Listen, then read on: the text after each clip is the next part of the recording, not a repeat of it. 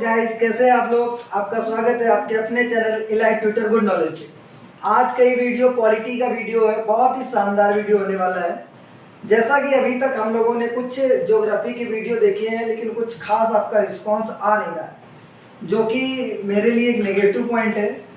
और आपके लिए क्या है, आपके लिए तो कोई ज़्यादा इफेक्ट नहीं पड़ेगा, बहुत सारे चैनल हैं, लेकिन आप सपोर्ट करेंगे आपको एक से एक बेहतरीन चीज़ मिलेगी। आज का जैसे कि ये वीडियो है तो पॉलिटी का है, तो पॉलिटी मतलब एक तरीके से पॉलिटी का जो मेन सोर्स है वो संविधान है। पॉलिटी मतलब भारत की जो राज्य व्यवस्था है, इसका मेन सोर्स जो है ये कहाँ से शक्तियाँ पाता है, तो पूरा का पूरा मतलब पॉलिटी का एक तरीके से आप केंद्र मान सकते हैं, वो संविधान है। तो आज हम लोग संविधान के बारे में चर्चा करेंगे कि संविधान कब बना, क्यों बना, सबसे पहले किसने राय दी, इसमें क्या क्या है, इन सब के बारे में जानते हैं। तो सबसे सिंपल सी बात है कि संविधान है क्या चीज, ठीक है। अगर सबसे सिंपल सी बात करें तो संविधान क्या चीज है। संविधान मतलब इसको बोलते हैं कॉन्स्टिट्यूशन, ठीक है। कॉन्स्टिट्यूशन क्या है, क्या है संविधान क्या है। देखिए, संविधान लगभग लगभग सब देश का होता है, लगभग क्या, लगभग 99% देशों का संविधान खुद का होता है। अब संविधान है क्या, संविधान जैसे मान लीजिए किसी देश में कानून बनाना है, वहाँ प्रधानमंत्री की नियुक्ति करानी, चुनाव करवाने हैं, ठीक, इन सब चीज़ों का विवरण, कौन सी चीज़ कैसी होगी, इन सब का विवरण जो होता है वो संविधान में होता है। तो संविधान किसी भी देश की वह एक पुस्तक है जो उस देश में होने वाले सभी कानूनों और वहाँ के जो भी विधायी या कार्यकारी अंग हैं उनका सोर्स है। मतलब वो कहाँ से शक्तियाँ प्राप्त करते हैं, कहाँ से आइडिया है, क्या करना चाहिए क्या नहीं करना चाहिए, इन सब का विवरण जो है वो आपके संविधान में दिया है।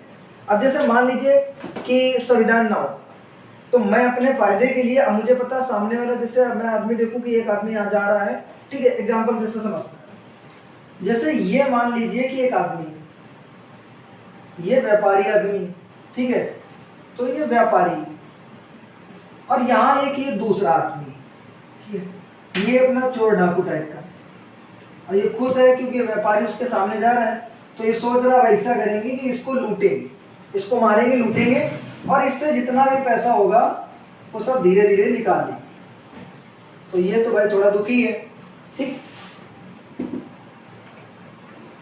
ये मान लीजिए कुछ हथियार लिए इससे पैसे छीनने के लिए, अब ये इसको मारने जाएगा, मार सकता है। अब ऐसे अगर ये इसको मार सकता है तो इसको भी तो कोई मार सकता है। ऐसे तो कोई भी अपने फायदे के लिए किसी की भी जान ले सकता है या किसी को भी परेशान कर सकता है, फिर इसका क्या निवारण है।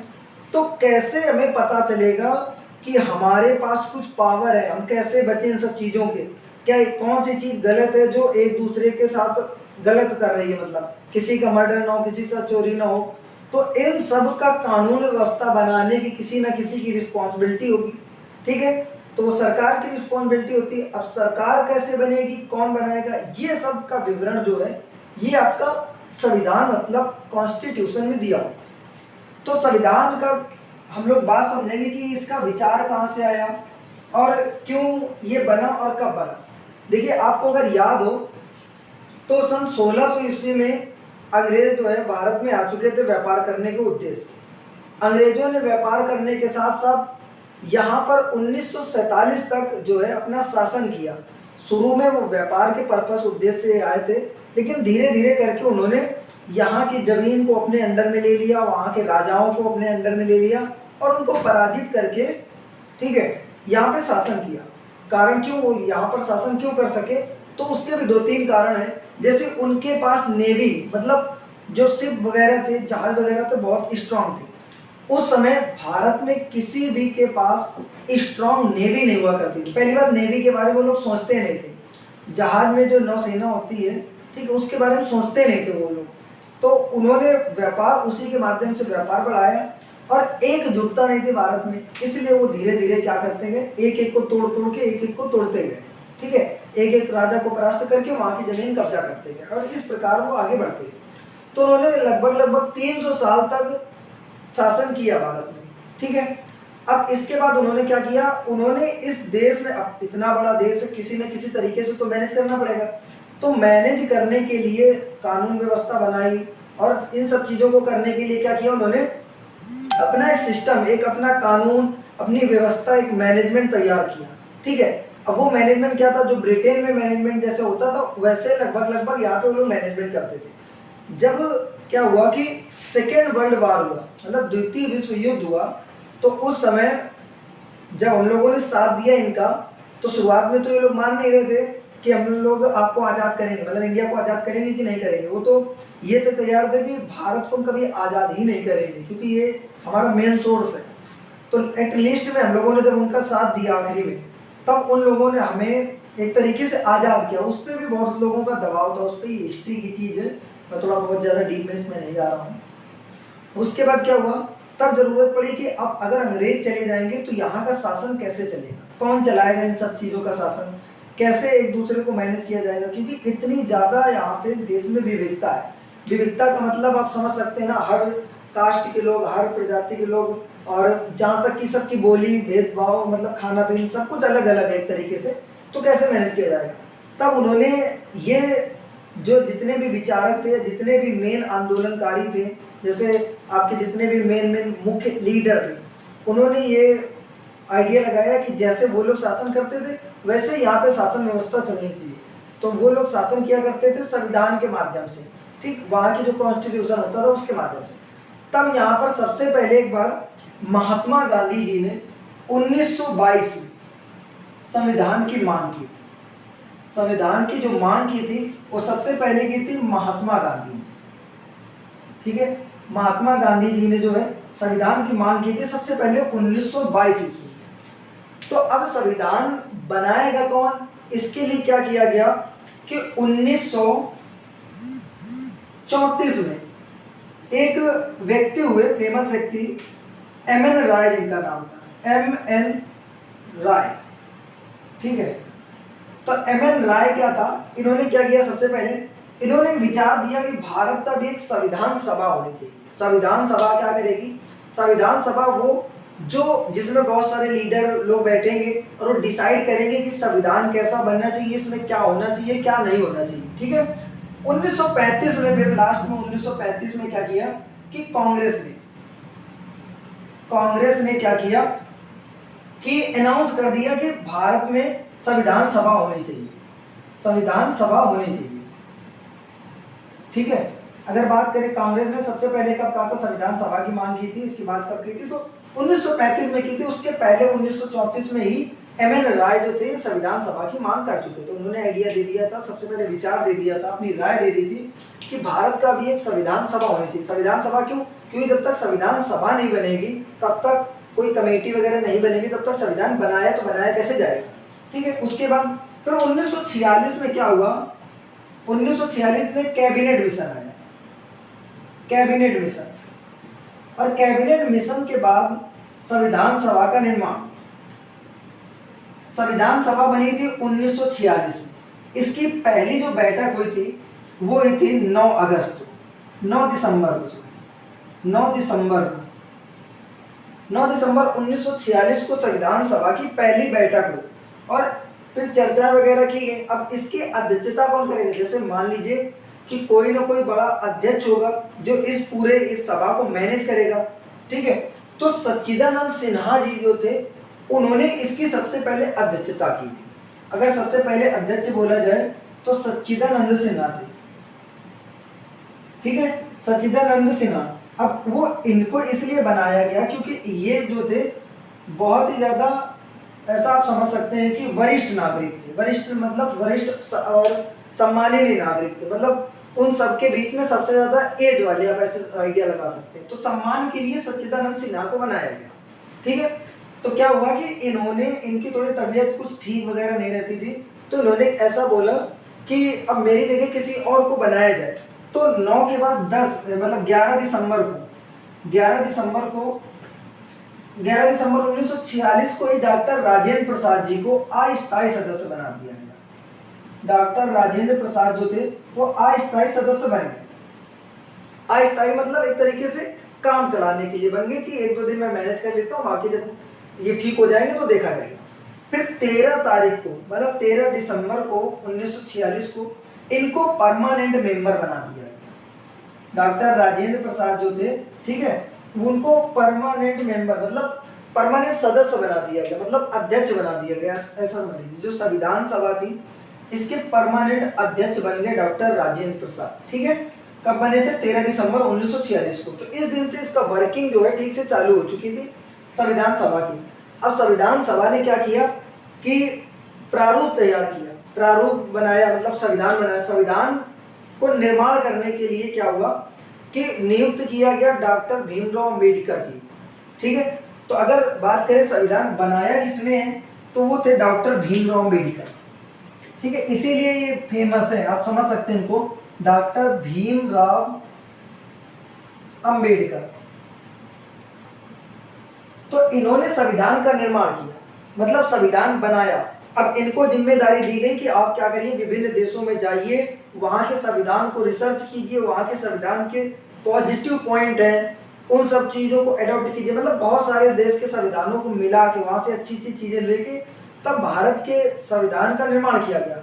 और आपको यकीन होगा अगर आपको थोड़ा सा कि जो भारत का संविधान है वो दुनिया का सबसे बड़ा संविधान है, ठीक है।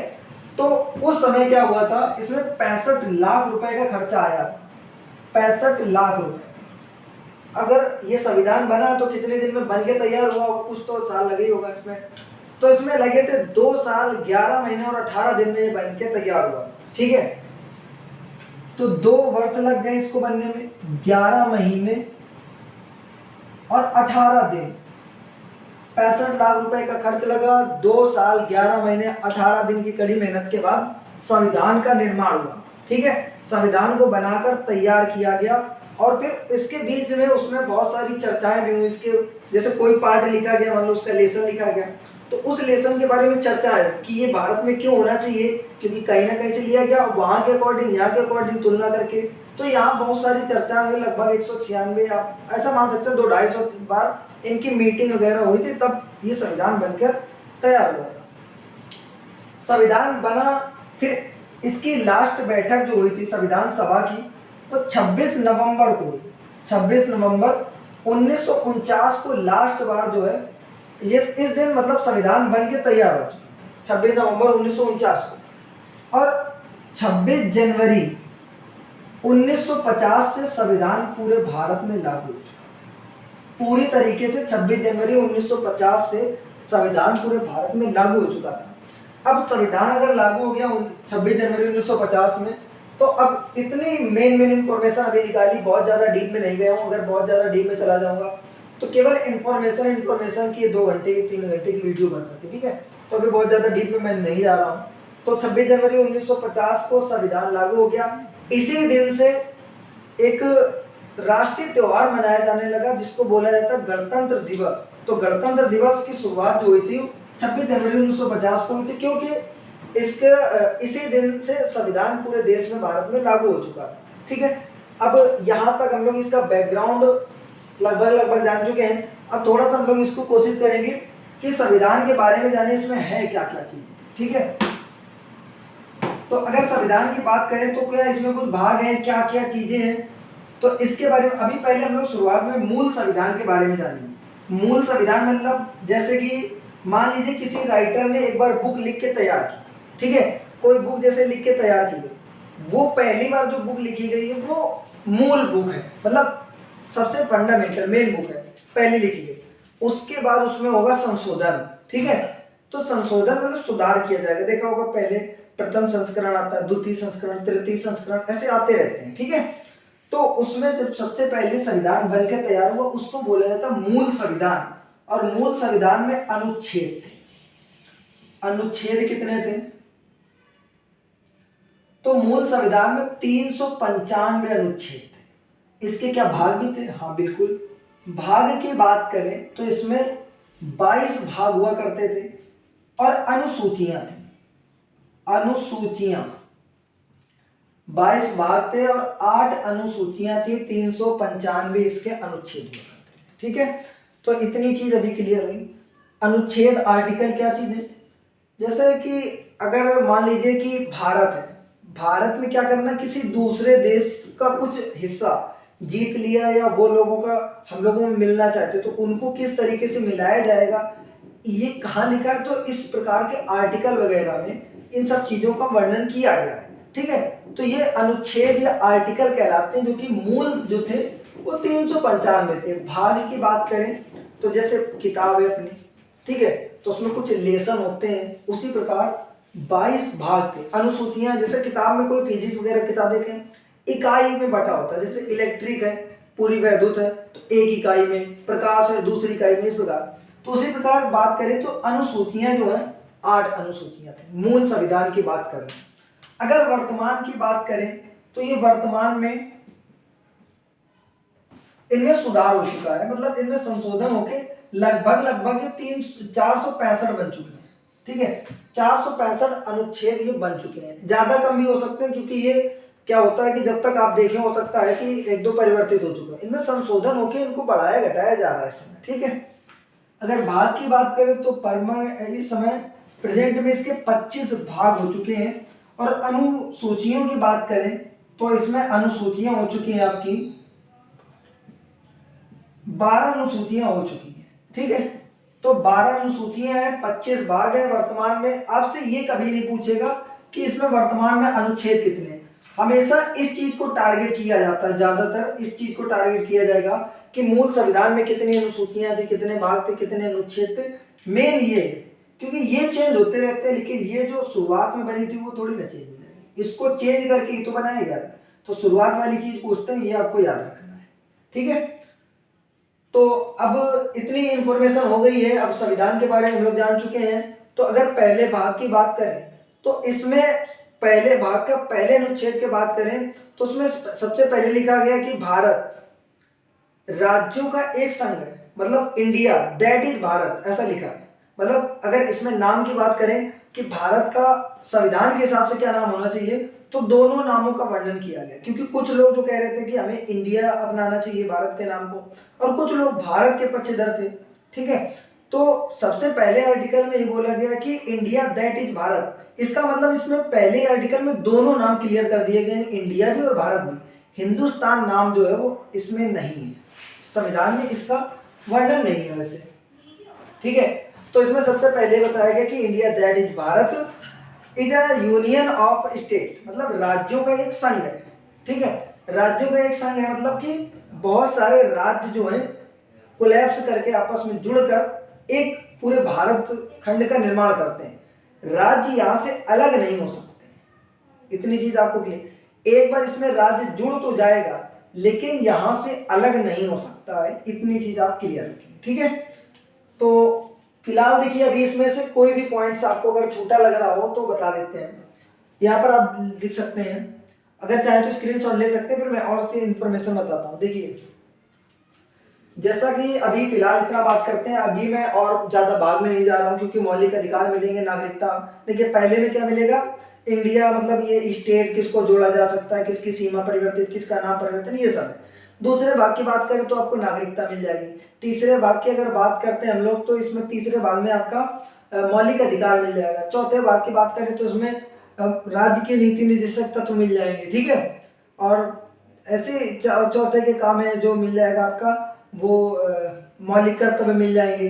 ठीक है, फिर इस प्रकार आगे आगे बढ़ते जाएंगे और हम लोग बहुत सारे मिलते जाएंगे। तो फिलहाल आज इंफॉर्मेशन क्लास है, आगे किसी भाग को हम लोग मौलिक अधिकार नागरिकता को आगे डिस्कस करेंगे आगे आने वाली वीडियो में। ठीक है, तो यहां तक अभी तक क्लियर होना चाहिए थे। अब इसकी कुछ इंफॉर्मेशन और जान लेते हैं, जैसे कि झंडा कब अपनाया गया, राष्ट्रगान कब अपनाया गया, ये सब चीजें।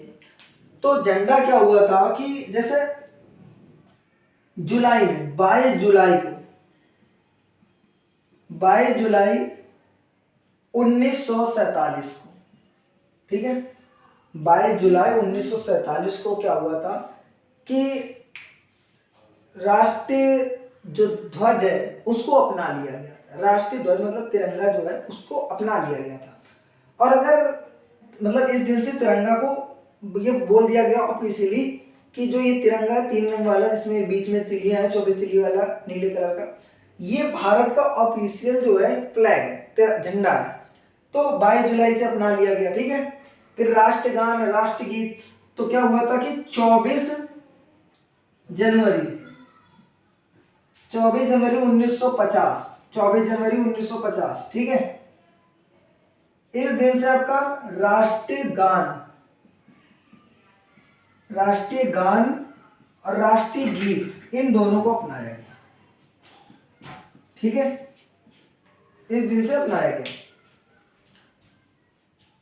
तो अगर अभी देखिए फिलहाल इतनी इंफॉर्मेशन, ये इस दिन से तिरंगे को अपना लिया गया।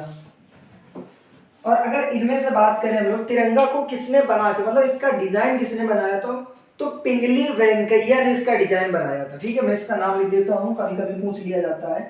पिंगली वेंकैया जो थे, उन्होंने इसका झंडे का डिजाइन बना के तैयार किया था। राष्ट्रीय गान, आप उम्मीद है पूरी तरीके से कि आपको पता होगा कि राष्ट्रीय गान जो था वो किसने लिखा था, ठीक है। तो राष्ट्रगान, आपको हिंट देने की भी जरूरत नहीं है, इसको मैं नहीं बताऊंगा क्योंकि इतना पता होना चाहिए। राष्ट्रगीत की बात करें तो ये बंकिम चंद्र चटर्जी ने लिखा था, ठीक है, बंकिम चंद्र चटर्जी। तो इन्होंने लिखा था राष्ट्रीय गीत को। राष्ट्रगान को आपको पता होगा कि रविन्द्रनाथ टैगोर जी ने लिखा था। रविन्द्रनाथ टैगोर ने एक तो भारत का राष्ट्रीय गान लिखा है, किसी और देश का भी राष्ट्रीय गान लिखा है, वो है बांग्लादेश का राष्ट्रीय गान। तो हमार सोनार बांग्ला नाम से उनका राष्ट्रीय गान है, जो कि लिखा था इन्होंने, ठीक है। गुरुदेव नाम से भी इनका नाम जो है काफी फेमस है। रविन्द्रनाथ टैगोर जो थे, इन्होंने ही राष्ट्रीय गान की रचना की थी और साथ में बांग्लादेश के राष्ट्रीय गान की भी रचना की थी। तो फिलहाल मैं यहाँ तक इन्फॉर्मेशन क्लास थी, और अगर किसी को कोई डाउट हो तो आप पूछ सकते हैं। अगर यहाँ तक वीडियो देखा है तो उसके लिए बहुत बहुत धन्यवाद, और वीडियो को जाते जाते लाइक करके जाएं और चैनल को सब्सक्राइब कर दें। Okay, thank you for watching.